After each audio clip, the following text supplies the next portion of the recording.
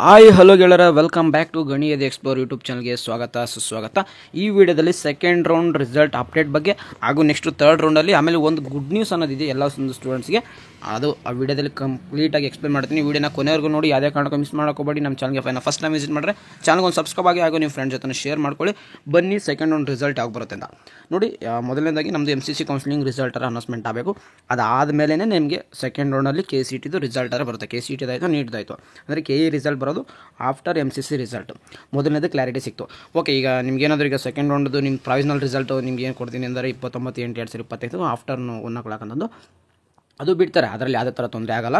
ಅಂದರೆ ನಿಮಗೆ ಈ ಪ್ರಾವಿಷನಲ್ ರಿಸಲ್ಟ್ ಬಿಟ್ಟು MCC ಕೌನ್ಸಿಲಿಂಗ್ ರಿಸಲ್ಟ್ ಬರೋವರೆಗೂ ಫೈನಲ್ ರಿಸಲ್ಟ್ ಅನೌನ್ಸ್ಮೆಂಟ್ ಮಾಡಲ್ಲ. ಮತ್ತು ನಿಮಗೆ ನೆಕ್ಸ್ಟ್ ಥರ್ಡ್ ರೌಂಡ್ ಇರುತ್ತಾ ಇಲ್ವಾ, ಸಾಕಷ್ಟು ಜನಕ್ಕೆ ಥರ್ಡ್ ರೌಂಡ್ ಇರುತ್ತೆ ಅನ್ನೋದೇ ಗೊತ್ತಿಲ್ಲ ನೋಡಿ. ಪ್ರತಿ ವರ್ಷ ಆದರೆ ಸೆಕೆಂಡ್ ರೌಂಡ್ ಮುಗಿದ್ಮೇಲೆ ನಾರ್ಮಲ್ ಸೆಕೆಂಡ್ ಎಕ್ಸ್ಟೆಂಡ್ ರೌಂಡ್, ಅದನ್ನೇ ಥರ್ಡ್ ರೌಂಡ್ ಅಂತ ಕರೀತೀವಿ ನಾವು. ಅದು ನಾರ್ಮಲ್ಗೆ ಪ್ರೊಸೀಜರ್ ಅಂದರೆ ಚಾಯ್ಸ್ 4 ಕೊಡ್ತಿದ್ದಾರೆ, 1 2 3 4. ಈ ವರ್ಷ ನಿಮಗೆ ಚಾಯ್ಸ್ 2 ಮತ್ತು ಚಾಯ್ಸ್ 3 ಕೊಡೋದಿಲ್ಲ ಅಂತಂದು ಅವ್ರು ಹೇಳಿದ್ದಾರೆ. ಅದರಿಂದ ಸಾಕಷ್ಟು ಜನಕ್ಕೆ ತೊಂದರೆ ಆಗ್ತಿದೆ. ಅಂದರೆ ಯಾವ ಥರ ಥರ್ಡ್ ರೌಂಡ್ ಇರುತ್ತೆ, ಯಾಕಂದರೆ ಚಾಯ್ಸ್ 1 ತೊಗೋಬೇಕು, ಇಲ್ಲಾಂದರೆ ಚಾಯ್ಸ್ 4 ತೊಗೋಬೇಕು.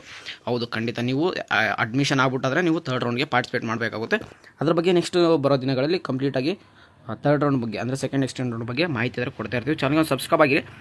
ಮೇನ್ ಇಂಪಾರ್ಟೆಂಟ್ ಅಪ್ಡೇಟ್ಸ್ ಏನಪ್ಪ ಅಂದರೆ, ನೀವೇನಾದರೂ ಕಾಸ್ಟ್ ಆನ್ ಡಿಪಾಸಿಟ್ ಏನು ನಿಮಗೆ ಟೈಮ್ ಕೊಟ್ಟಿದ್ರು ನೋಡಿ.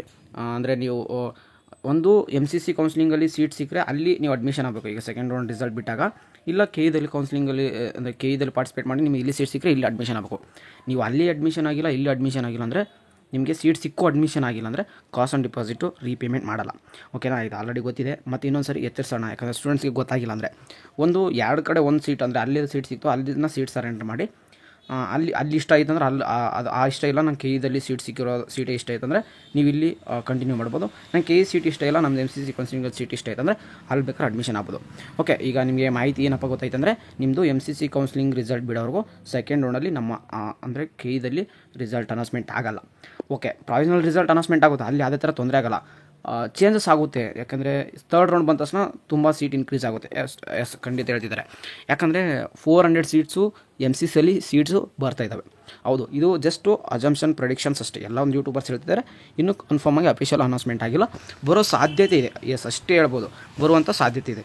ಅವರು 800 ಸೀಟ್ಸ್ಗೆ ಅಪ್ಲೈ ಮಾಡಿದ್ದು 400 ಸೀಟ್ಸ್ ಕೊಡುವಂಥ ತುಂಬ ಸಾಧ್ಯತೆ ಇದೆ. ಪ್ರೆಡಿಕ್ಷನ್ ಅಷ್ಟೇ.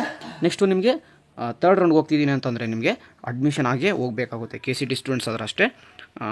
KCET ಸ್ಟೂಡೆಂಟ್ಸ್ ಏನಂದರೆ, ಯಾಕಂದರೆ ನಿಮಗೆ ಚಾಯ್ಸ್ 1 ಆ್ಯಂಡ್ 4 ಅಷ್ಟೇ 2 ಅವಕಾಶ ಇರೋದು. ಅಂದರೆ ನಿಮಗೆ ಅಪ್ಗ್ರೇಡ್ ಆಯ್ತು ಅಂದರೆ ನಿಮಗೆ ತಿಳಿಸ್ತಾರೆ, ಆಯಿತಾ. ನೀವು ಅದರ ನೆಕ್ಸ್ಟ್ ಪ್ರೊಸೀಜರ್ ಕಂಟಿನ್ಯೂಸ್ ಆಗಿ ನಮ್ಮ ಒಂದು ಚಾನಲ್ ಸಿಗ್ತಾ ಇರುತ್ತೆ. ಚಾನಲ್ಗೆ ಸಬ್ಸ್ಕ್ರೈಬ್ ಆಗಿ. ಆಮೇಲೆ ಥರ್ಡ್ ರೌಂಡ್ ಇಲ್ಲ ಅಂತ ಸಾಕಷ್ಟು ಜನ ಅಂದ್ಕೊಂತಿದ್ರು.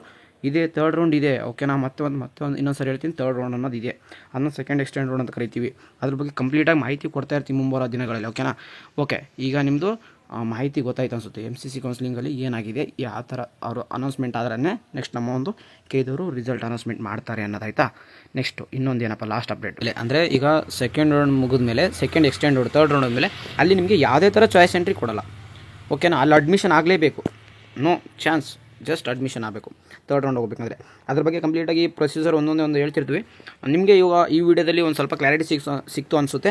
ಇನ್ನು ಏನಾದರೂ ಡೌಟ್ಸ್ ಇದ್ದರೆ ಖಂಡಿತ ಒಂದು ಕಮೆಂಟ್ ಬಾಕ್ಸಲ್ಲಿ ಹಾಕಿ, ನಿಮ್ಮ ಡೌಟ್ಸ್ ಏನಿದೆ.